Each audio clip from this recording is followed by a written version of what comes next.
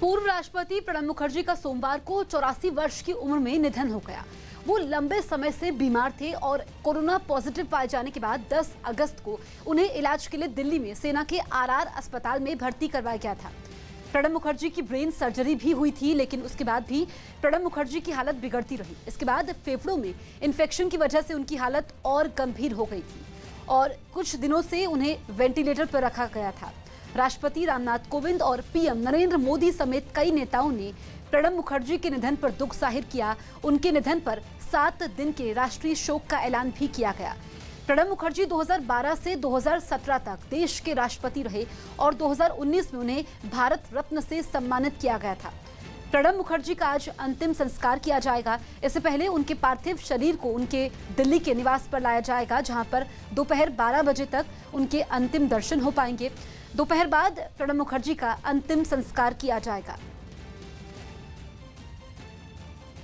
तो पूर्व राष्ट्रपति प्रणब मुखर्जी का आज अंतिम संस्कार होगा। इससे पहले अब से कुछ देर में उनके पार्थिव शरीर को अस्पताल से घर लेकर जाया जाएगा, जहां पर उनके अंतिम दर्शन हो पाएंगे।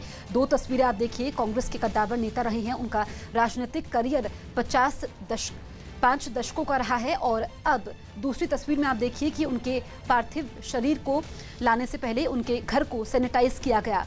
घर उनका पार्थिव शरीर आएगा अस्पताल से, जहां पर उनके कुछ घंटों तक अंतिम दर्शन होंगे। उसके बाद उनका अंतिम संस्कार किया जाएगा।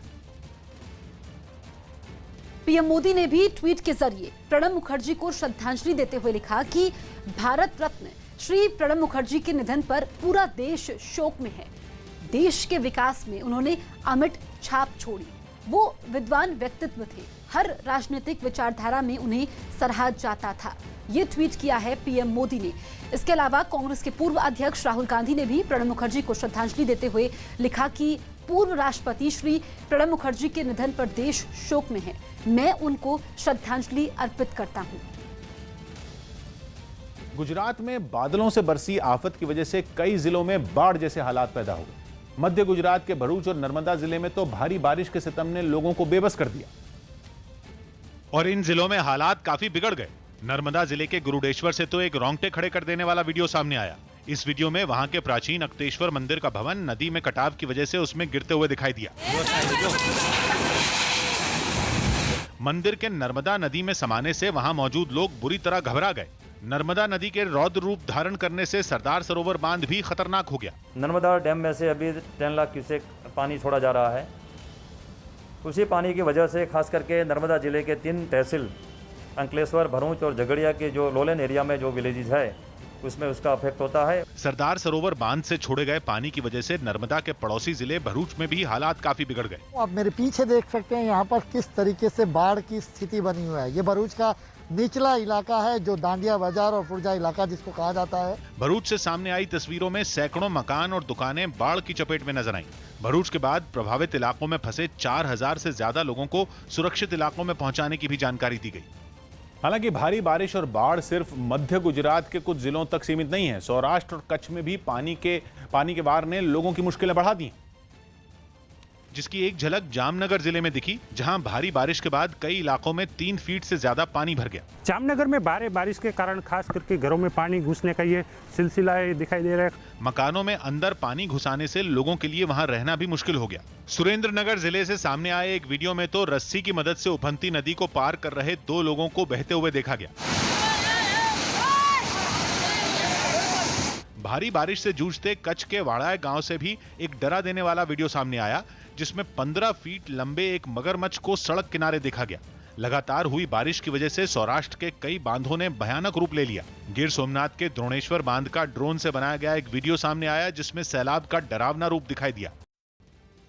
दिल्ली सरकार कोरोना टेस्ट के लिए जरूरत पड़ने पर किट खरीदेगी। दिल्ली में कोरोना के मरीजों की संख्या बढ़ने के बाद राज्य सरकार ने फिर टेस्ट बढ़ाने पर जोर दिया। स्वास्थ्य मंत्री सत्येंद्र जैन ने दावा किया कि कोरोना टेस्ट के लिए काफी किट हैं और जरूरत पड़ने पर इन्हें आगे भी खरीद लिया जाएगा। इसको कम करने का सबसे अच्छा तरीका टेस्टिंग, ट्रेसिंग एंड आइसोलेशन। तो दिल्ली सरकार बहुत बड़ा उस पर सक्सेस दे रही है कि ज़्यादा से ज़्यादा टेस्टिंग की जाए। यूपी के बहराइच में मजदूरों को ले जा रही गाड़ी हादसे का शिकार हो गई। इस हादसे में 2 मजदूरों की मौके पर ही मौत हो गई, जबकि 3 ने इलाज के दौरान दम तोड़ दिया। ये सभी मजदूर काम के लिए बिहार से पंजाब जा रहे थे, तभी बहराइच के पास ये गाड़ी सड़क पर खड़े ट्रक से टकरा गई। 5 लोगों की डेथ हुई है, 2 लोगों की मौके पर डेथ हुई है, 3 लोगों को सीएससी हॉस्पिटल भेजा गया था, वहाँ उनकी डेथ हुई है। राजस्थान के भीलवाड़ा में कई छात्रों के माता पिता ने प्रदर्शन किया और स्कूल फीस माफ किए जाने की मांग की। इन लोगों ने स्कूल बंद होने पर भी फीस वसूलने को मनमानी करार दिया। इस दौरान उन्होंने कोरोना संकट की वजह से काम धंधे बंद होने की भी दलील दी। स्वेच्छा से बंद का आह्वान किया गया है और जब तक स्कूल ना खुले, जब तक फीस ना ली जाए, ये हमारी मांग है।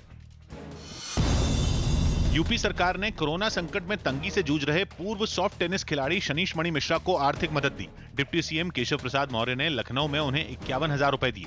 साथ ही उन्हें आगे भी मदद का भरोसा दिया। लक्ष्मण पुरस्कार से सम्मानित शनीश मणि मिश्रा टेनिस कोच के तौर पर काम कर रहे थे और मार्च में उनका कॉन्ट्रैक्ट खत्म हो गया था, मगर कोरोना खतरे की वजह से उनका कॉन्ट्रैक्ट रिन्यू नहीं हो सका। इसके बाद से उनके सामने रोजी रोटी का संकट खड़ा हो गया था और उन्होंने अपना पुरस्कार बेचने का ऐलान किया था। मैंने इनको बुला करके सम्मानित भी किया है, उत्साहित भी किया है और हर संभव सहयोग करने का आश्वासन भी दिया। देश भर में इंजीनियरिंग कॉलेज में एडमिशन के लिए जेईई मेन परीक्षा आज से शुरू होने जा रही है। कोरोना महामारी के कारण कड़े विरोध के बीच ये परीक्षा शुरू हो रही है। इस परीक्षा के लिए 8,58,000 छात्रों ने रजिस्ट्रेशन करवाया है। कोरोना की महामारी की वजह से इस बार परीक्षा केंद्रों की संख्या को बढ़ाकर 660 किया गया है। कोरोना काल में अधिकांश छात्र अपनी पहली परीक्षा दे रहे हैं। इस बीच सभी छात्रों को परीक्षा केंद्र में परीक्षा से जुड़े नियमों के साथ साथ कोरोना से बचाव संबंधी निर्देशों का भी पालन करना होगा। जेईई मेन की परीक्षा 1 सितंबर से 6 सितंबर तक आयोजित की जाएगी। इस बीच ज्यादातर राज्यों ने छात्रों को परीक्षा केंद्र तक पहुंचने के लिए खास सुविधाएं भी मुहैया करवाई हैं।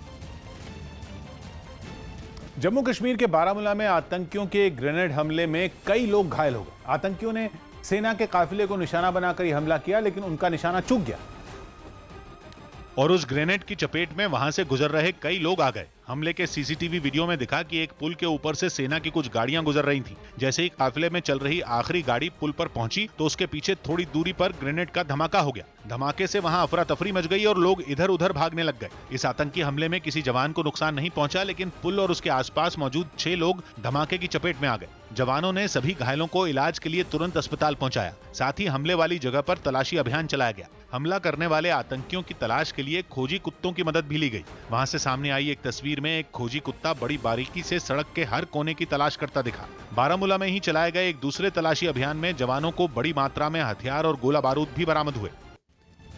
पूर्वी लद्दाख में मई में चीन से सीमा पर शुरू हुए टकराव के बाद भारत ने भी अपनी तैयारी शुरू कर दी थी। भारत को अंदेशा था कि चीन किसी बड़ी साजिश को अंजाम देने की तैयारी कर रहा है। यही कारण है कि 29 से 30 अगस्त की रात को सेना ने चीन की घुसपैठ को नाकाम कर दिया। इस समय एलएसी पर किसी भी हालात से निपटने के लिए भारत ने पूर्वी लद्दाख में एलएसी पर चीन के बराबर ही सेना तैनात की है। टकराव शुरू होने के साथ ही मई में सेना और आधुनिक हथियारों की तैनाती शुरू की गई थी, जिसके लिए C-130, C-17 global master, IL-78 विमानों का इस्तेमाल किया गया। इन विमानों की मदद से तोप, टैंक और गोला बारूद एलएसी पर सेना तक पहुंचाया गया। सेना के भारी हथियारों को पहुंचाने के लिए चिनूक Mi-17 हेलीकॉप्टर का इस्तेमाल किया गया। साथ ही चीन को मुंहतोड़ जवाब देने के लिए T-90 भीष्म टैंक भी सीमा पर तैनात किए गए। इसके अलावा तोप और मल्टी बैरल रॉकेट लॉन्चर पहले से पूर्वी लद्दाख में एलएसी पर तैनात है। दूसरी तरफ 3 महीने के भीतर forward base, advance landing ground को सक्रिय किया गया। साथ ही पठानकोट, लेह समेत दूसरे एयरबेस पर लड़ाकू अपाचे हेलीकॉप्टर की तैनाती की गई। जबकि चीन की घुसपैठ पर नजर रखने के लिए सुखोई और MiG-29 ने एलएसी पर अपनी निगरानी बढ़ा दी। इसी का नतीजा है कि 29 से 30 की रात को अगस्त को चीन के 200 सैनिकों की घुसपैठ को नाकाम किया गया। ताइवान के शिंचू शहर में इंटरनेशनल काइट फेस्टिवल के दौरान एक ऐसी घटना हुई कि लोगों की सांसें थम गई। वहां 3 साल की एक बच्ची पतंग के साथ आसमान में उड़ गई और 50 से 60 किलोमीटर प्रति घंटा की तेज रफ्तार से चलती हवा में पतंग जिधर जिधर डोली, बच्ची भी उसके साथ साथ कलाबाजियां मारती नजर आई। आसमान में करीब 30 फीट ऊपर छोटी सी बच्ची को उड़ता देखकर जमीन पर चीख पुकार मच गई।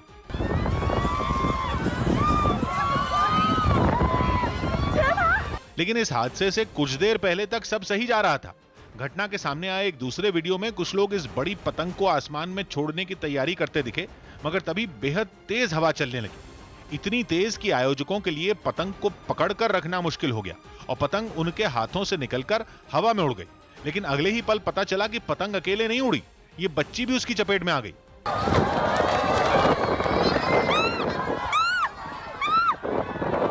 तीस सेकंड तक हवा में उड़ने के बाद जैसे ही बच्ची नीचे आई, लोगों ने उसे झपटकर तुरंत पतंग से अलग किया और उसे अस्पताल पहुंचाया। आगरा के ट्रिपल मर्डर के 2 आरोपियों को पुलिस ने मुठभेड़ के बाद गिरफ्तार कर लिया है। मुठभेड़ में गोली लगने से दोनों बदमाश घायल हो गए हैं। इस मुठभेड़ में एक कांस्टेबल भी घायल हो गया है। बदमाशों पर आगरा में एक पति पत्नी और उसके बेटे की बेरहमी से हत्या और शव जलाने का आरोप है। पुलिस ने इन बदमाशों की गिरफ्तारी के साथ ही 24 घंटे के भीतर इस हत्याकांड को सुलझाने का दावा किया है। हत्याकांड के बाद से ही पुलिस इन बदमाशों की तलाश में जुटी थी। इसी बीच आगरा के सुभाष रोड पर इन बदमाशों से मुठभेड़ हो गई। दोनों तरफ से फायरिंग के बाद दोनों बदमाशों को गिरफ्तार किया गया। एसओजी टीम और थाने की टीम को एक मुखबिर द्वारा प्राप्त सूचना पे ये पता चला कि इस तिहरे हत्याकांड में जो शामिल कुछ व्यक्ति है वो 80 फुटा रोड की तरफ से कहीं जा रहे हैं। उसी को पुलिस ने पीछा किया, रोकने की कोशिश की, उनको आवाज़ भी दी गई। उन्होंने रोकी नहीं गाड़ी। जब गाड़ी रोकी तो उन्होंने फायरिंग शुरू की। जवाबी कार्रवाई में 2 लोग उनमें से घायल हुए हैं और पुलिस की तरफ से कांस्टेबल अनूप भी घायल हुए हैं। सुशांत केस में लगातार चौथे दिन सीबीआई ने रिया चक्रवर्ती को पूछताछ के लिए बुलाया।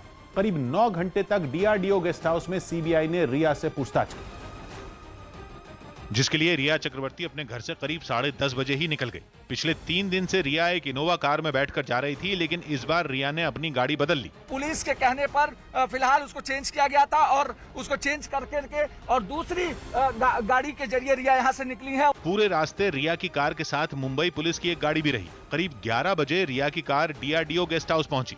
जो गाड़ी है ये आप देखिए, इसमें रिया चक्रवर्ती है। आज उन्होंने गाड़ी चेंज की है अपनी, और इस गाड़ी में रिया चक्रवर्ती सीबीआई के डीआरडीओ गेस्ट हाउस में पहुंच गई हैं। रिया ने हर बार की तरह मीडिया से कोई बात नहीं की।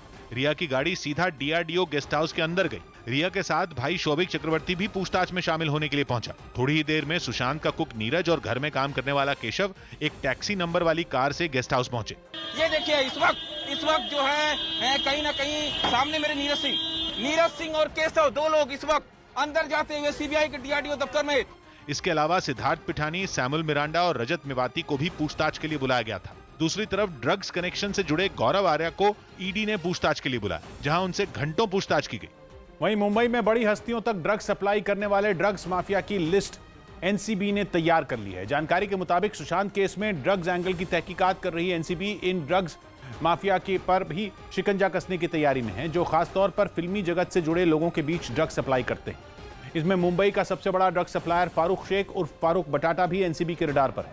बताया गया कि फारूक बटाटा के रिश्ते अंडरवर्ल्ड से भी हैं और ये लगभग हर बड़ी पार्टी में ड्रग सप्लाई करता है। जानकारी के मुताबिक उसके 2 बेटे सैफ और शादाब भी महंगी गाड़ियों से ड्रग सप्लाई करने का काम करते हैं। एनसीबी सुवेद लोहिया नाम के आदमी पर भी शिकंजा कसने की तैयारी में। इसकी गाड़ी से ही एक्टर रिया चक्रवर्ती ईडी दफ्तर पहुंची थी। ड्रग्स कनेक्शन में एक नाम बकुल चंदेरिया का भी आ रहा, जिसे जुहू से क्राइम ब्रांच की टीम 2012 में भी गिरफ्तार कर चुकी है।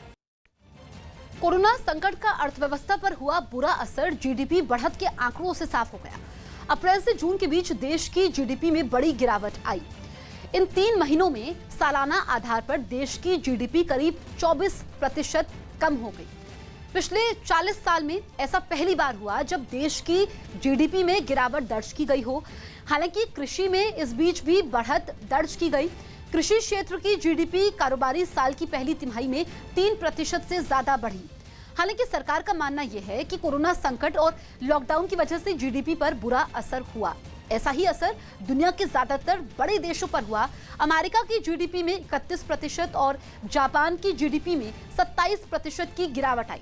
सरकार का अनुमान यह है कि आर्थिक पैकेज का असर आने वाले महीनों में दिखेगा और तीसरी तिमाही में यानी अक्टूबर से दिसंबर के बीच अर्थव्यवस्था पटरी पर लौटती दिखाई देगी।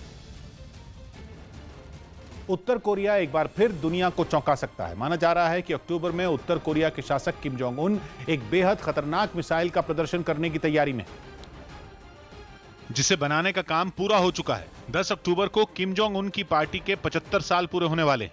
इस मौके पर हर साल होने वाली मिलिट्री परेड में उत्तर कोरिया अपना बेहद खुफिया और खतरनाक हथियार दुनिया के सामने पेश कर सकता है। चर्चा है कि ये एक आधुनिक मिसाइल होगी।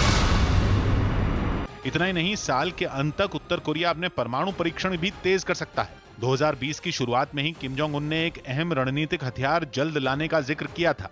उत्तर कोरिया के ये हथियार उसकी तीसरे विश्व युद्ध की तैयारी के रूप में देखे जा रहे हैं, लेकिन उत्तर कोरिया की इस तैयारी की अटकलें ही दुनिया के कई बड़े देशों की चिंता बढ़ाने वाली हैं। राजस्थान के कंटेनमेंट जोन में 30 सितंबर तक लॉकडाउन बढ़ा दिया गया। राजस्थान सरकार ने अनलॉक 4 के लिए दिशा निर्देश जारी कर दिए। नए नियमों के तहत कंटेनमेंट जोन में लॉकडाउन 30 सितंबर तक बढ़ा दिया गया, लेकिन कंटेनमेंट जोन के बाहर नियमों में ढील दी गई है। इसके तहत 21 सितंबर से स्कूल 50% स्टाफ को बुला सकते हैं। साथ ही 9वीं से 12वीं क्लास के छात्र भी पढ़ाई से जुड़ी जानकारी लेने के लिए स्कूल जा सकेंगे। इसके अलावा राज्य में कहीं भी आने जाने पर किसी भी तरह की कोई पाबंदी नहीं होगी। दिल्ली के ग्रेटर कैलाश समेत कई इलाकों से सीसीटीवी कैमरे और उनसे जुड़ा सामान चोरी होने का दावा किया गया। ये सीसीटीवी कैमरे दिल्ली सरकार ने लोगों की सुरक्षा के लिए लगवाए थे, लेकिन चोरों ने करीब 34 विधानसभा क्षेत्रों से इन्हें चुरा लिया।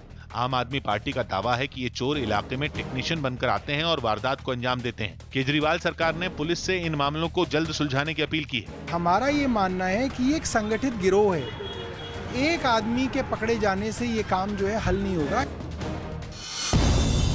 यूपी के चंदौली में 2 दिन से लापता एक लड़के का शव कुएं से बरामद हुआ। इस बात की जानकारी लगते ही गांव वालों का गुस्सा भड़क गया और उन्होंने इस लड़के की हत्या किए जाने का आरोप लगाया। साथ ही उन्होंने कई गाड़ियों में तोड़फोड़ की और सड़क जाम कर दी। कुछ देर बाद वहां पहुंची पुलिस ने किसी तरह इन लोगों को शांत करवाया।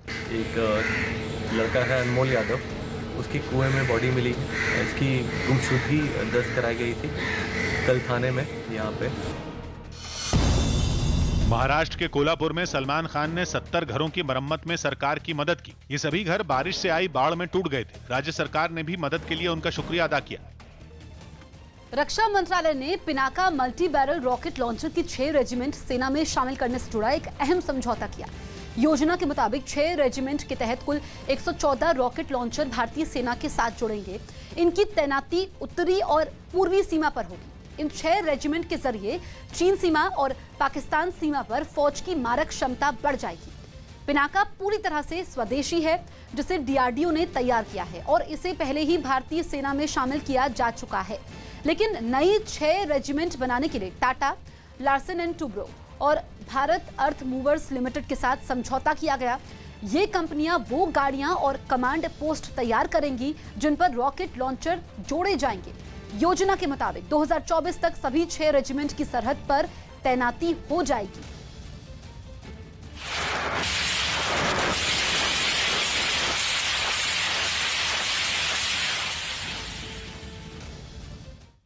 राजस्थान के जालौर में नदी में पानी का बहाव तेज होने की वजह से 3 जिंदगियां सैलाब में फंस गईं। बताया गया कि कार में सवार ये लोग गुजरात से राजस्थान घूमने पहुंचे थे, लेकिन जल्दबाजी में नदी पार करना इन तीनों को भारी पड़ गया और ये सभी चारों तरफ से पानी से घिर गए। नदी में पानी इतना ज्यादा था कि कार का काफी हिस्सा उसमें डूबा भी नजर आया। किनारे खड़े लोगों के जानकारी देने पर प्रशासन की टीम वहां पहुंची, जिसके बाद वहां मौजूद लोगों की मदद से सैलाब में फंसे कार सवारों को बाहर निकालने की कोशिश तेज कर दी गई। इसके लिए एक मशीन और रस्सी की मदद ली गई, जिनके सहारे गाड़ी तक पहुंचा गया और उसमें सवार तीनों लोगों को बाहर निकालकर किनारे पहुंचाया गया। इसके बाद मशीन से रस्सी बांधकर कार को बाहर की तरफ खींच लिया गया। वहाँ चली गई थी, काफी डूब चुकी थी गाड़ी। बड़ी मशक्कत के बाद में गाड़ी को प्लेन से बाहर निकाल के उसको बाहर निकाली है। वहां लगातार बारिश होने की वजह से किनारे पर मौजूद लोग हाथों में छतरी पकड़े दिखे। इन्हीं हालात में उन्होंने प्रशासन की टीम की मदद कर पानी में फंसे कार सवारों को बचाया। खबर है कि सीमा पर चीन के साथ तनाव को देखते हुए आईटीबीपी की चौकियों पर ऐसा आधुनिक सिस्टम लगाया जा सकता है जिसकी मदद से पानी, हवा और जमीन तीनों मोर्चों पर एक साथ दुश्मन पर कड़ी नजर रखी जा सकेगी। आईटीबीपी 3448 किलोमीटर लंबी भारत चीन सीमा पर तैनात है और एलएसी पर उसकी कुल 120 चौकियां हैं। खबर है कि इन चौकियों पर comprehensive integrated border management system लगाने का फैसला लिया गया है। ये एक तरह का इलेक्ट्रॉनिक सर्विलेंस सिस्टम है जिसमें drone, radar system, night vision कैमरे जैसे उपकरण शामिल होते हैं। ऐसा कहा जाता है कि इस सिस्टम की मदद से बिना दुश्मन को पता चले उसकी हर चाल पर बारीकी से नजर रखी जा सकती है। पाकिस्तान और बांग्लादेश से लगी सीमाओं पर तो इस सिस्टम को लगाने का काम पहले ही शुरू भी हो चुका है। कोरोना काल में भारतीय रेलवे ने आपदा को अवसर में बदलते हुए एक दिन पहले कर्नाटक के नेलमंगला से महाराष्ट्र के सोलापुर के रूट पर रो यानी रोल ऑन रोल ऑफ सेवा की शुरुआत की। इस योजना के तहत रेलवे सामान से लदे ट्रकों को कम वक्त में एक जगह से दूसरी जगह पहुंचाता है, जिसे रोल ऑन रोल ऑफ कहा जाता है। मतलब जिस स्टेशन पर ट्रकों को ट्रेनों पर लादा जाता है उसे रोल ऑन कहते हैं और जहां इन ट्रकों को उतारा जाता है उसे रोल ऑफ कहते हैं। इस योजना को रेलवे ने एक बार फिर हरी झंडी दिखाई। इसकी शुरुआत कर्नाटक के नेलमंगला स्टेशन से हुई, जहां सामान से लदे 42 ट्रकों को एक ट्रेन पर लादा गया, जो केवल 17 घंटों में करीब 700 किलोमीटर का सफर तय कर महाराष्ट्र के सोलापुर पहुंच गई। कहा जा रहा है कि रेलवे की ये योजना आपदा को अवसर में बदल सकती है, क्योंकि इससे कम वक्त में सामान दूसरे राज्यों में पहुंचाया जा सकता है। यही नहीं, इससे सड़कों पर ट्रकों की संख्या कम की जा सकती है और सामान पहुंचाने की लागत को भी घटाया जा सकता है। हालांकि ऐसा भी नहीं है कि रेलवे ने पहली बार रोल ऑन रोल ऑफ सेवा का इस्तेमाल किया है। ये प्रयोग पहले भी किया जा चुका है, लेकिन तब यात्री ट्रेनों की वजह से ये योजना सफल नहीं हो पाई थी।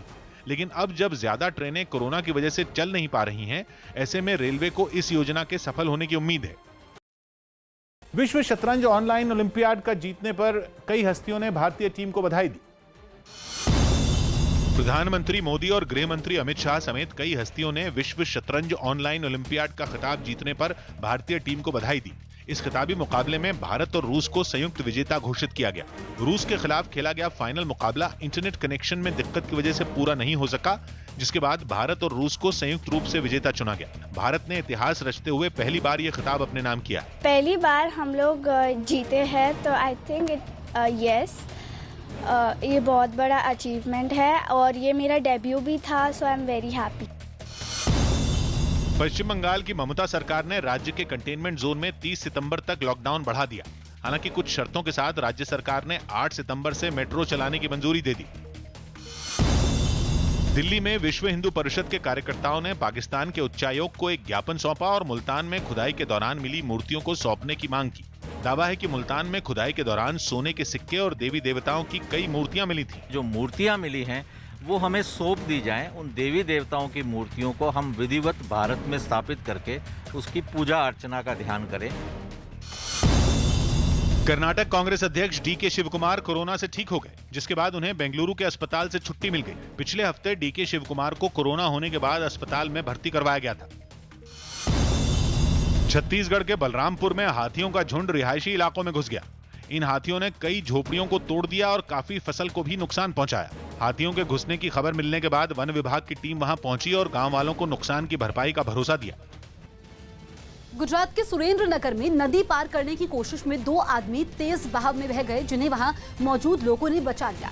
इस घटना का एक वीडियो भी सामने आया, जिसमें 2 आदमी नदी के तेज बहाव में बहते दिखाई दिए। इससे पहले ये दोनों रस्सी के सहारे उफनती नदी को पार करने की कोशिश करते दिखे। पानी का बहाव काफी तेज था, जिसके बाद भी ये दोनों अपनी जान जोखिम में डालकर नदी में उतर गए और नतीजा ये हुआ कि किनारे तक पहुंचने से पहले ही उनका संतुलन बिगड़ गया। हालांकि आगे जाकर कुछ लोगों ने उन दोनों आदमियों को बचा लिया। वहीं इस बीच एक और आदमी भी उन दोनों के पीछे पीछे आता दिखा, जो सुरक्षित किनारे तक पहुंच गया। कोरोना की वजह से बेशक दुनिया भर में त्योहारों की रौनक फीकी पड़ गई हो, लेकिन लंदन में क्रिसमस से 4 महीने पहले ही सांता क्लॉज बनने की तैयारियां जोरों पर है। वहां एक कंपनी लोगों को कोरोना काल में सांता क्लॉज बनाने की खास ट्रेनिंग दे रही, ताकि बच्चों से मिलते वक्त सैंटा सोशल डिस्टेंसिंग जैसी जरूरी सावधानियां तो बरते ही, साथ ही क्रिसमस की मस्ती में कोई खलल भी ना पड़े। ऐसे में ट्रेनिंग लेते सैंटा अपनी ड्रेस से मैच करते हुए लाल कपड़े और सफेद फर वाले मास्क पहने नजर आए। एक सैंटा तो फेस शील्ड लगाए दिखा। वैसे तो क्रिसमस पर सैंटा अपने हाथों से बच्चों को तोहफे देते हैं, लेकिन कोरोना की वजह से इस बार उसके अलग इंतजाम की तैयारी। इसके लिए तोहफों से भरी सैंटा की गाड़ी पर रस्सी बांधी गई है, ताकि बच्चे इसे खींचकर सीधे तोहफे ले लें। मुंबई में सड़क हादसे में 4 लोगों की मौत हो गई। झारखंड के बोकारो में शॉर्ट सर्किट की वजह से एक स्टील प्लांट में लगी भीषण आग को दमकल के लोगों ने काफी मेहनत के बाद बुझा दिया। जम्मू कश्मीर के बारामूला में आतंकवादियों ने सेना के काफिले पर ग्रेनेड से हमला किया, जिसमें 6 नागरिक घायल हो गए। पूर्व राष्ट्रपति प्रणब मुखर्जी का आज दिल्ली में दोपहर 2:30 बजे लोधी शमशान घाट पर अंतिम संस्कार किया जाएगा। यूरोप के देश ग्रीस के जंगलों में लगी आग को बुझाने की कोशिश तेज कर दी गई। ये आग अब रिहायशी इलाकों तक पहुंच गई है। ओडिशा के संबलपुर में नदी के उफान पर आने से लोगों की मुश्किल बढ़ गई। मूसलाधार बारिश की वजह से वहां की महानदी का जलस्तर बढ़ गया, जिसकी वजह से नदी पर बने हीराकुद डैम से पानी छोड़ दिया गया, जो इतना तेजी से आगे बढ़ा कि थोड़ी ही देर में हर तरफ सिर्फ पानी ही पानी नजर आने लगा। जैसे ही डैम के गेट खुले तो लहरें देखकर ऐसा लगा कि चारों ओर सफेद धुआं फैल गया हो। इन लहरों को देखकर डर भी लगा, क्योंकि वो खतरनाक तरीके से आगे बढ़ी और पल भर में संबलपुर के निचले इलाकों में पानी भर गया। लोगों के घर पानी में आधे डूबे नजर आए। नदी किनारे बना मंदिर भी बाढ़ के पानी में समा गया और केवल उसका ऊपरी हिस्सा ही नजर आया। इस आफत ने हजारों लोगों को बेघर कर दिया। बताया गया कि अब तक करीब 2000 लोगों को प्रशासन की ओर से सुरक्षित जगह पर भेजा गया। यूपी के बागपत में एक पत्नी ने अपने पति की बीच सड़क पर जमकर पिटाई कर दी। बताया गया कि इन दोनों के बीच किसी बात पर विवाद हो गया, जो इतना बढ़ गया कि गुस्साई महिला सरेआम अपने पति को पीटने लगी। इस महिला ने अपने पति को सबके सामने कई थप्पड़ मारे और फिर उसका कॉलर पकड़ लिया। इस बीच वो आदमी अपनी पत्नी को समझाने की भी कोशिश करता दिखा, लेकिन महिला ने उसे नहीं छोड़ा और कॉलर पकड़कर थाने ले गई। हालांकि बाद में पुलिस ने दोनों को समझाकर झगड़ा खत्म करवा दिया। मॉरिशस में जहाज से तेल का रिसाव होने से नाराज लोग सरकार के खिलाफ सड़कों पर उतर आए। ये जहाज वहां पिछले महीने एक हादसे का शिकार हो गया था, जिसके बाद उसमें लदा तेल समंदर में फैलने लगा। लेकिन हादसे के एक महीने बाद भी रिसाव को पूरी तरह नहीं रोका जा सका, जिससे लोगों का गुस्सा भड़क उठा। सैकड़ों लोग राजधानी पोर्ट लुई की सड़कों पर उतर आए और प्रदर्शन शुरू कर दिया। प्रदर्शनकारियों ने वहां मार्च निकाला और लापरवाही के लिए जिम्मेदार लोगों पर कार्रवाई की मांग की। लोगों ने अपनी सरकार पर भी इस हादसे से निपटने में नाकाम रहने का आरोप लगाया। अगले महीने से अयोध्या में राम मंदिर को बनाने के काम में तेजी आ सकती है। जानकारी के मुताबिक सितंबर के दूसरे हफ्ते से अयोध्या में राम मंदिर की खुदाई का काम शुरू हो सकता है। इसके लिए जर्जर हो चुके मानस भवन को गिराने का काम शुरू कर दिया गया। इससे पहले करीब 250 साल पुरानी सीता रसोई को गिराया गया, ताकि राम मंदिर के काम में तेजी आ सके। उम्मीद है कि राम मंदिर का नक्शा अगले एक हफ्ते में पास हो जाएगा, जिसके बाद उसे बनाने का काम शुरू किया जाएगा, जिसके लिए वहां कई मशीनें पहुंच चुकी हैं। यूरोप के देश पुर्तगाल की राजधानी लिस्बन में 90वां बुक फेयर शुरू हुआ। वैसे तो हर साल ये मेला मई में शुरू होकर जून तक चलता है, लेकिन कोरोना वायरस की वजह से इस बार मेले की तारीख 3 महीने आगे बढ़ा दी गई। और जब बुक फेयर खुला तो अच्छी खासी तादाद में लोग किताबें खरीदने पहुंचे। हालांकि ये संख्या पहले के मुकाबले 1/4 भी नहीं। बताया गया कि इससे पहले बुक फेयर में रोजाना 15,000 से भी ज्यादा लोग आते थे और पैर रखने तक की जगह नहीं मिलती थी। Portanto, só vamos permitir 3.300 pessoas em simultâneo. Book fair में आने के लिए सोशल डिस्टेंसिंग के साथ ही लोगों के मास्क पहनने की भी शर्त रखी गई है। ऐसे में कोई भी बिना मास्क के नजर नहीं आया। मेले में एंट्री पॉइंट पर ही सैनिटाइजर का इंतजाम भी दिखा और लोग उससे हाथ साफ करके ही अंदर दाखिल हुए। ये बुक फेयर 13 सितंबर तक चलेगा। गृह मंत्री अमित शाह को एम्स से छुट्टी मिल गई।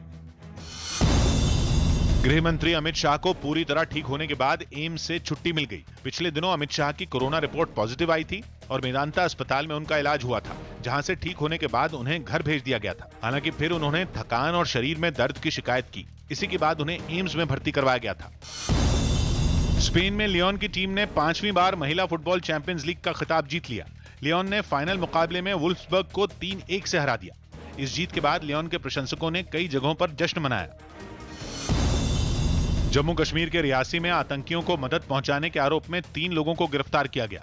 पकड़े गए तीनों आरोपी आतंकी संगठन लश्कर-ए-तैयबा से जुड़े हुए थे, जिनमें एक टीचर भी शामिल है। आरोप है कि पाकिस्तान से इनके खातों में पैसे भेजे जाते थे, जिन्हें ये कश्मीर में आतंकियों तक पहुंचाते थे। बनामी ट्रांजैक्शंस हैं, कुछ अमाउंट है जो इनके अकाउंट्स में आया है, जिसको हम अभी वेरीफाई कर रहे हैं। दिल्ली के रघुवीर नगर में बीती रात डबल मर्डर की घटना से सनसनी फैल गई। जानकारी के मुताबिक 2 लोगों की बड़ी ही बेरहमी से हत्या कर दी गई। मरने वाले आजम और आमिर सब्जी बेचने का काम करते थे। हत्या इतनी बेरहमी से की गई कि हत्यारों ने दोनों के सिर धड़ से अलग कर दिए। फिलहाल पुलिस इसे रंजिश का मामला मान रही है और हत्यारों की तलाश में जुटी हुई है।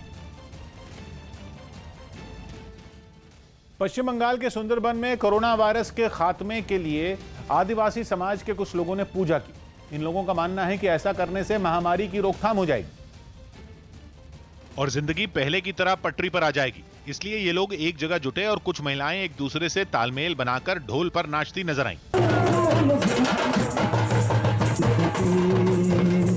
कोरोना के खात्मे के लिए रखी गई इस पूजा में वहां के टीएमसी विधायक भी पहुंचे और खुद ढोल बजाकर झूमते दिखाई दिए।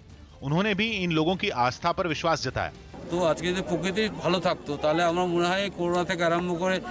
नाच गाने के बाद एक आदमी पौधे को कपड़े में लपेटकर खड़ा दिखा, जिसकी पूजा की गई। हालांकि पूजा के दौरान कोरोना से बचाव के लिए किसी तरह के एहतियात नहीं बरते गए।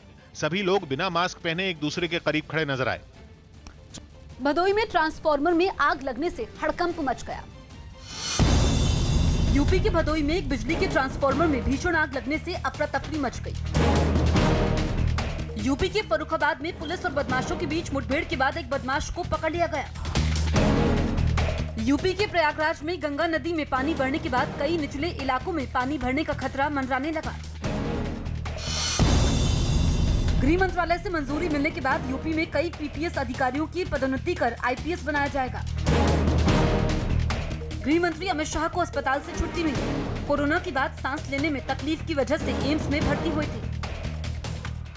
यूपी के संभल में मोटरसाइकिल पर थाने जा रहे एक दारोगा एक भैंस के गुस्से का शिकार हो गए। जिस भैंस ने दारोगा पर हमला किया वो पहले वहां कई गाड़ियों को नुकसान पहुंचा चुकी और थाने के बाहर बीच सड़क पर इधर उधर घूम रही थी। कुछ ही देर में एक मोटरसाइकिल पर बैठकर संभल थाने के दारोगा वहां पहुंचे तो पहले से खड़ी भैंस ने उनकी बाइक को जोरदार टक्कर मारकर गिरा दिया। इससे पहले कि दारोगा को कुछ समझ आता, गुस्साई भैंस ने उन्हें अपने सींगों से सड़क पर घसीटना शुरू कर दिया। तुरंत ही एक महिला वहां पहुंची और उसने लाठी लेकर भैंस को वहां से खदेड़ दिया। फिर थाने से निकलकर कुछ पुलिस वाले भी बाहर आए और घायल दारोगा को सड़क से उठाया गया। हालांकि इस हमले में दारोगा को ज्यादा चोट नहीं आई। गाड़ी मैंने खड़ी कर दी, टक्कर मार दी उन्होंने, आगे गाड़ी खड़ी कर। बताया गया कि इलाके में कई गाड़ियों को नुकसान पहुंचाने के काफी देर बाद उस भैंस को काबू में किया गया। मध्य प्रदेश के बड़वानी में नर्मदा नदी के खतरे के निशान से ऊपर बहने की वजह से अब पानी नदी का किनारा तोड़कर रिहायशी इलाकों में घुस गया है। इंदिरा सागर और ओमकारेश्वर बांध से लगातार पानी छोड़े जाने की वजह से हालात और खराब हो गए हैं। बड़वानी के निचले इलाकों में बाढ़ जैसे हालात बन गए हैं, जिसकी वजह से लोगों को अपना घर छोड़कर जाना पड़ रहा है। पूरे इलाके में चारों तरफ पानी ही पानी है। मंदिर और मकान सब जगह पानी भर चुका है। एलएसी पर चीन की घुसपैठ की साजिश को नाकाम करते हुए भारत ने उसके सैनिकों को मुंह तोड़ जवाब दिया। सूत्रों के मुताबिक लद्दाख की पेंगोंग झील के पास एलएसी पर 29 अगस्त की रात को चीन के करीब 200 सैनिकों ने भारतीय सीमा में घुसपैठ की कोशिश की थी, लेकिन पहले से मुस्तैद भारतीय जवानों ने उनकी कोशिश को नाकाम करते हुए सभी 200 चीनी सैनिकों को वहां से खदेड़ दिया। खबर है कि इस दौरान भारत और चीन के सैनिकों के बीच झड़प भी हुई, लेकिन उस झड़प में किसी भी सैनिक के घायल होने की खबर नहीं है। इस बीच ये खबर भी सामने आई कि 29 तारीख की रात की घटना से पहले चीन ने एलएसी के पास अपने J-20 लड़ाकू विमान भी तैनात कर दिए थे और उसने पेंगोंग झील के दक्षिणी किनारे पर कब्जा करने की बड़ी साजिश रची थी। इजराइल के तेल अवीव शहर से यूएई के अबू धाबी के लिए उड़े एक विमान ने इतिहास रच दिया। ऐसा पहली बार हुआ जब इन दोनों देशों के बीच डायरेक्ट फ्लाइट हुई। इस विमान में इजराइल के अधिकारियों के साथ अमेरिका के भी कुछ टॉप अधिकारियों का एक डेलीगेशन अबू धाबी के लिए रवाना हुआ। अहम बात यह है कि इस डेलीगेशन में डोनाल्ड ट्रंप के दामाद और उनके सलाहकार जेरेड कुशनर भी शामिल हैं। अबू धाबी में यूएई की इजराइल के साथ हाल ही में कूटनीतिक रिश्ते शुरू करने के लिए हुई डील पर बातचीत होगी। अमेरिका की मध्यस्थता पर ही इजराइल और यूएई में करार हुआ था। सुशांत केस में कूपर अस्पताल के डीन से पूछताछ हुई। सुशांत मौत मामले में मुंबई के कूपर अस्पताल के डीन से महाराष्ट्र मानवाधिकार आयोग ने पूछताछ की। इस दौरान उन्होंने साफ किया कि अस्पताल में सुशांत के शव के पास रिया को जाने की इजाजत नहीं दी गई थी। कूपर अस्पताल के डीन को आयोग ने ये सारी बातें 7 सितंबर तक लिखित में देने का निर्देश दिया है। डॉक्टर पिनाकिन गुज्जर आज खुद यहाँ महाराष्ट्र मानवाधिकार के आयोग में खुद मौजूद हुए और उन्होंने ज़बानी ये बात बताई है कि आखिरकार रिया कूपर अस्पताल के मॉर्चरी में कैसे पहुंची। सुप्रीम कोर्ट ने अदालत की अवमानना के मामले में विजय माल्या की पुनर्विचार याचिका खारिज कर दी। कोर्ट ने 2017 में दिए अपने फैसले को सही बताते हुए उनकी याचिका पर दोबारा सुनवाई से इनकार कर दिया। इससे पहले माल्या ने कोर्ट के आदेश की अनदेखी कर अपने बच्चों को 300 करोड़ रुपए ट्रांसफर कर दिए थे और इसी मामले में सुप्रीम कोर्ट ने उन्हें अवमानना का दोषी माना था। इस केस में अभी उन्हें सजा नहीं सुनाई जाएगी क्योंकि वो विदेश में और वहां से आने के बाद ही सजा पर बहस होगी। मध्य प्रदेश के रायसेन में राहत और बचाव टीम ने बाढ़ में फंसी एक गर्भवती महिला की जान बचा ली। इस महिला की जानकारी मिलने पर तुरंत एसडीआरएफ की टीम को मदद के लिए रवाना किया गया, जहां एसडीआरएफ ने उसे नाव से बचाकर अस्पताल पहुंचाया। सुरक्षित अस्पताल पहुंचने के बाद उस महिला ने एक बच्चे को जन्म दिया। मेहुल चोकसी और जाकिर नायक समेत कई लोगों की तरफ से राजीव गांधी फाउंडेशन को चंदा दिए जाने के आरोप पर घमासान छिड़ गया। ये आरोप बीजेपी की तरफ से लगाए गए और ये दावा किया गया कि इन लोगों ने सोची समझी साजिश के तहत राजीव गांधी फाउंडेशन को मोटी रकम डोनेशन में दी। कि ये जो डोनेशन हुए थे ये कोई संयोग नहीं था, ये कोई कोइंसिडेंस नहीं था, यह एक कॉन्स्पिरेसी थी। लेकिन कांग्रेस ने इससे इनकार किया और आरोप लगाया कि बीजेपी उनकी पार्टी को बदनाम करने की कोशिश कर रही है। बदनाम करने की कोशिश जो भारतीय जनता पार्टी की रहती है वो की जा रही है। केंद्र ने विदेशी उड़ानों पर लगी रोक 30 सितंबर तक बढ़ा दी। सरकार ने बढ़ते कोरोना खतरे की वजह से ये फैसला लिया। हालांकि विदेशों से भारतीयों को लाने के लिए अभियान जारी रहेगा। यूपी के मिर्जापुर में एक युवक का पिस्तौल लेकर कुछ महिलाओं के साथ डांस करने का वीडियो वायरल हो गया। नाचते नाचते ये लड़का हवा में 2 बार फायरिंग भी करता नजर आया।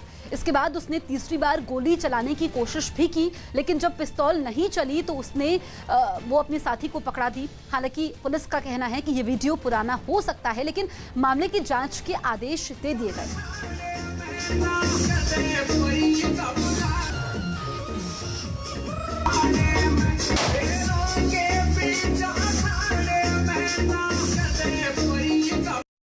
एमपी के शाजापुर में बाढ़ से बेहाल कुछ लोगों का गुस्सा फूट पड़ा। वहां लगातार हुई बारिश की वजह से पार्वती नदी उफान पर आ गई, जिससे वहां बाढ़ के हालात बन गए और इस पानी ने कई रिहायशी इलाकों में घुसकर लोगों की रोजमर्रा की जिंदगी को प्रभावित किया। ऐसे हालात में ये लोग विरोध जताने के लिए कमर तक भरे पानी में उतर आए और प्रशासन पर मदद के लिए आगे नहीं आने का आरोप लगाया। व्यवस्था अगर सरकार नहीं करेगी तो हम इसी पानी में रहकर हम सभी आमदा करेंगे। विरोध प्रदर्शन बढ़ने पर प्रशासन के एक अफसर इस मामले में सफाई देने के लिए सामने आए। तो जब पानी उतरेगा तभी तो हम सर्वे कर पाएंगे। बाढ़ की एक तस्वीर में घुटनों तक भरे पानी में कुछ बच्चे और बुजुर्ग सभी परेशान होते दिखे। बाढ़ का पानी मकानों के अंदर भी घुस गया और तो और एक आदमी टीवी को सिर पर रखकर आगे बढ़ता नजर आया। मध्य प्रदेश के सीहोर में गांव में बाढ़ के पानी में फंसे 50 लोगों को हेलीकॉप्टर की मदद से बाहर निकाला गया। मध्य प्रदेश के मुख्यमंत्री शिवराज सिंह के विधानसभा क्षेत्र बुधनी में नर्मदा नदी में उफान की वजह से कई गाँव में बाढ़ के हालात बन गए हैं। इसी इलाके के सेमलबाड़ा गांव में 50 लोग बाढ़ में फंस गए थे, जिसके बाद एयरफोर्स के हेलीकॉप्टर की मदद ली गई। हेलीकॉप्टर के जरिए इन लोगों को 3 बार में बाढ़ प्रभावित इलाकों से बाहर निकाला गया। अमेरिका और रूस के बीच बढ़ रहे तनाव का एक और हैरान करने वाला वीडियो सामने आया। अमेरिका ने दावा किया कि रूस के 2 लड़ाकू विमान काला सागर के ऊपर उड़ रहे थे। उसके एक विमान के बेहद करीब पहुंच गए, जिसका एक वीडियो भी जारी किया गया। इस वीडियो में रूस के 2 सुखोई अमेरिका के एक बम बरसाने वाले विमान के बेहद करीब उड़ते नजर आए, लेकिन उनमें एक ने अचानक अपनी रफ्तार बढ़ाई और वो अमेरिकी विमान के ठीक सामने से गुजरते हुए दूसरी तरफ निकल गया। उसकी इस हरकत से अमेरिकी विमान का संतुलन बिगड़ने लगा। अमेरिका ने आरोप लगाया कि रूस के लड़ाकू विमानों की यह हरकत बेहद खतरनाक थी और उससे हादसा भी हो सकता था। अमेरिका ने अपने बम बरसाने वाले इन विमानों को नेटो देशों के साथ एकजुटता दिखाने के लिए वहां भेजा था, जहां उन्होंने नेटो के सभी सदस्य देशों के ऊपर से उड़ान भरी। इस दौरान उन देशों के लड़ाकू विमान भी उनके साथ उड़ते नजर आए, लेकिन इसी मिशन में शामिल एक विमान को बाद में रूसी लड़ाकू विमानों ने घेर लिया। महाराजगंज में पुलिस ने 1 करोड़ की हेरोइन के साथ एक तस्कर को गिरफ्तार किया। यूपी की महाराजगंज में पुलिस ने भारत नेपाल सीमा से 107 ग्राम का ड्रग्स बरामद किया। दिल्ली के रघुवीर नगर इलाके में 2 लोगों की बेरहमी से हत्या कर दी गई। पुलिस मामले की जांच में जुटी है। मुंबई में एक बेकाबू कार ने सड़क किनारे खड़े 8 लोगों को टक्कर मार दी, जिसमें 4 लोगों की मौत हो गई, जबकि 4 लोग जख्मी हो गए। यूपी के जालौन में कुछ लोगों ने बंदूक की नोक पर एक नाबालिग से रेप की कोशिश की, जिसके बाद आसपास के लोगों ने नाबालिग लड़की को बचाया। चीन के शंसी में एक रेस्टोरेंट की छत गिरने से 29 लोगों की मौत हो गई। बताया गया कि हादसे के वक्त वहां एक बुजुर्ग के जन्मदिन की पार्टी चल रही थी, लेकिन उसमें शामिल लोग मलबे में दब गए। हादसे की जानकारी मिलने के बाद बचाव दल के लोग वहां पहुंचे और मलबे में फंसे लोगों को निकालने का काम शुरू किया गया। ज्यादातर लोग कंक्रीट के भारी भरकम टुकड़ों के नीचे दब गए थे, जिसकी वजह से उन्हें निकालना मुश्किल हो गया। हालात देख करीब 700 लोगों को बचाव के काम में तैनात किया गया। मलबे को हटाने के लिए क्रेन और खुदाई करने वाली मशीनों की मदद भी ली गई। इस हादसे में कई लोग बुरी तरह घायल हो गए, जिन्हें अस्पताल पहुंचाया गया। अदालत की अवमानना के मामले में सुप्रीम कोर्ट ने वकील प्रशांत भूषण पर ₹1 का जुर्माना लगाया। इस मामले में लंबी सुनवाई के बाद अदालत ने उन्हें दोषी माना था, जिसके बाद उन्हें कई बार माफी मांगने का मौका भी दिया गया था। लेकिन जब उन्होंने ऐसा नहीं किया तो अदालत ने उन पर ₹1 का जुर्माना लगाया। सुप्रीम कोर्ट ने कहा कि इस मामले में दरियादिली दिखाते हुए अदालत प्रशांत भूषण को हल्की सजा दे रही है। लेकिन अगर उन्होंने 15 सितंबर तक ₹1 का जुर्माना नहीं भरा तो उन्हें 3 महीने की जेल हो जाएगी। साथ ही उनके सुप्रीम कोर्ट में वकालत करने पर 3 साल की पाबंदी लगा दी जाएगी, जिसके बाद प्रशांत भूषण ने कहा कि वो सजा के तौर पर जुर्माना तो अदा कर देंगे, लेकिन अदालत के फैसले पर पुनर्विचार याचिका भी दाखिल करेंगे, क्योंकि हर नागरिक की जिम्मेदारी है कि वो अपनी आवाज उठाए। दिल्ली सरकार ने राजधानी के सभी जिलों में लोगों से कोरोना के नियमों का पालन कराने के लिए सड़कों पर अतिरिक्त टीमें उतारी। हर टीम में 2 पुलिस वाले, 3 सिविल डिफेंस से जुड़े लोग और 1 टीचर शामिल।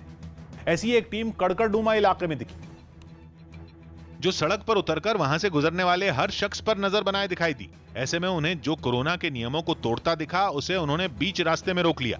कुछ लोग ऐसे भी मिले जो वहां से भागने की कोशिश करते नजर आए।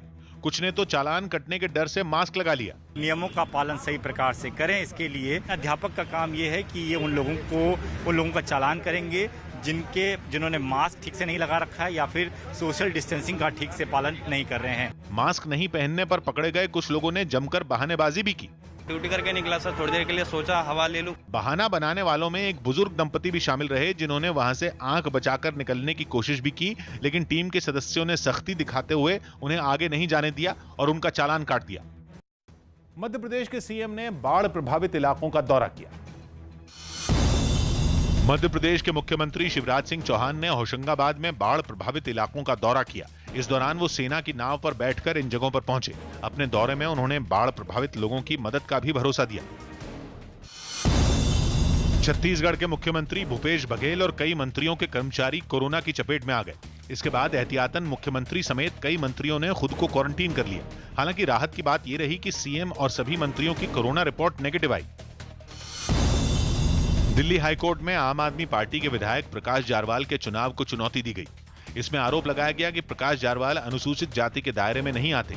इसके बाद भी उन्होंने अनुसूचित जाति के लिए सुरक्षित देवली विधानसभा सीट से चुनाव लड़ा और जीत दर्ज की। अब हाईकोर्ट ने इस मामले में प्रकाश जारवाल और चुनाव आयोग को नोटिस भेजकर जवाब मांगा है। मामले की अगली सुनवाई 19 अक्टूबर को होगी। पश्चिम बंगाल के उत्तर 24 परगना में बीएसएफ ने तस्करों से 23 लाख से ज्यादा का सामान जब्त किया। आरोपी ये सामान नदी पार कर बांग्लादेश ले जाने की फिराक में थे, लेकिन सुरक्षा बल ने उनकी कोशिश को नाकाम कर दिया। हालांकि अंधेरे का फायदा उठाकर सभी आरोपी भागने में कामयाब रहे। पश्चिम बंगाल के मालदा में मानिकचक कॉलेज की दाखिले की सूची सोशल मीडिया पर वायरल हो गई। इसमें गायिका नेहा कक्कड़ का नाम सबसे ऊपर शामिल है, जबकि उन्होंने दाखिले के लिए कोई आवेदन नहीं किया था। यही नहीं, उनके नाम के आगे सभी विषयों में पूरे नंबर भी दिखाए गए थे। ये मामला सामने